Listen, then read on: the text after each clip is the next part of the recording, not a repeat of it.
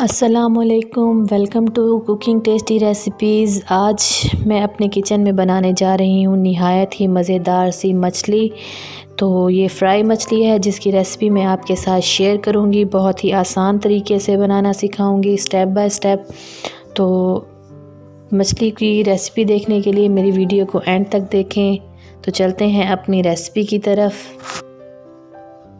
यहाँ पर मेरे पास है तकरीबन हाफ़ केजी के करीब मछली, जिसे मैंने अच्छे से धो लिया है और ये देखें बिल्कुल साफ़ है। इसके साथ ही मेरे पास है आधा कप मैदा।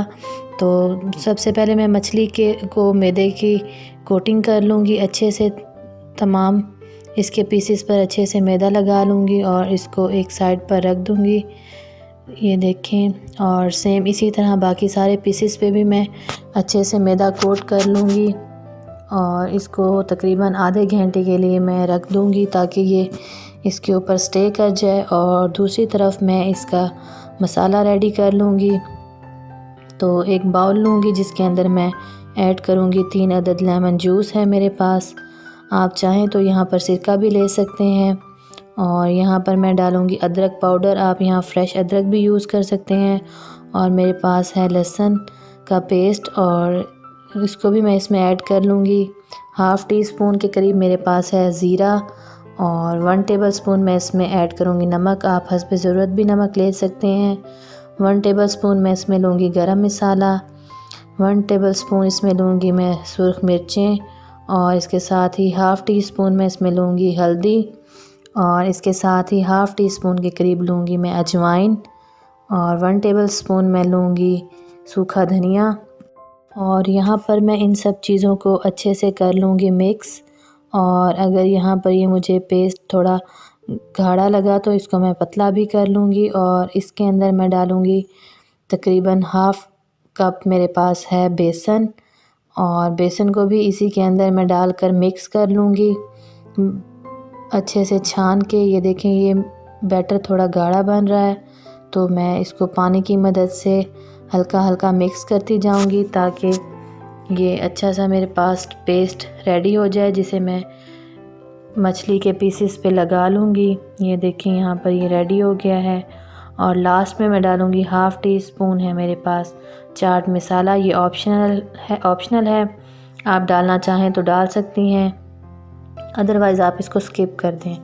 और अब इस बैटर के अंदर मैं मछली के पीसेस को डिप करूँगी और इसके ऊपर अप्लाई कर लूँगी और इसको तकरीबन मैं आधे घंटे के लिए छोड़ दूँगी ताकि ये अच्छे से मैरिनेट हो जाए। और इसको यहाँ पर सारी मछली ही मैं इसमें ऐड कर लूँगी और इसको हाथ की मदद से अच्छे से मसाला लगा लूँगी। और इसको मैं फिर ये देखें यहाँ पर आधे घंटे के लिए स्टे दे दूँगी।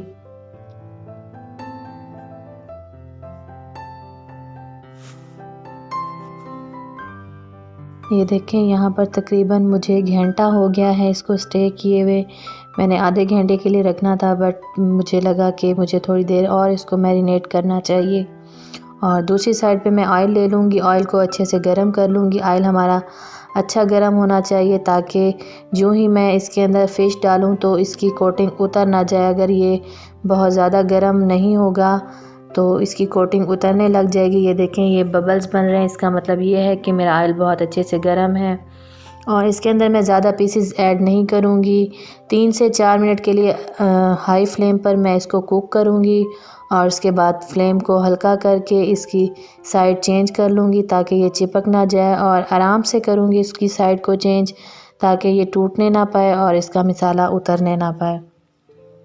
ये देखें, बिल्कुल इसी तरह एहतियात के साथ इसकी साइड चेंज कर लेनी है।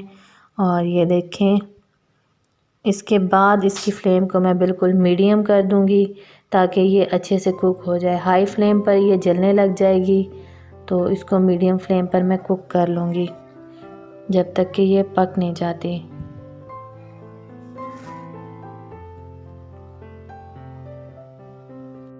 ये देखिए, यहाँ पर इसको 5 से 6 मिनट हो चुके हैं और मैंने इसको कुक कर लिया है। अब मैं इसको अलग से इसमें प्लेट में निकाल लूँगी ताकि ये इसी के अंदर अपनी गर्माइश में ही अच्छे से सेट हो जाए। और दूसरी तरफ मैं जो बकाया पीसेस हैं उनको भी सेम इसी तरीके से फ्राई कर लूँगी।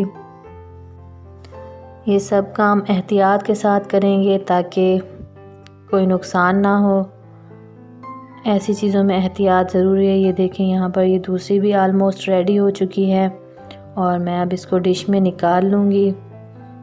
ये देखें मज़ेदार से मेरी मछली रेडी है और अब इसके ऊपर मैं डाल लूँगी लीमू।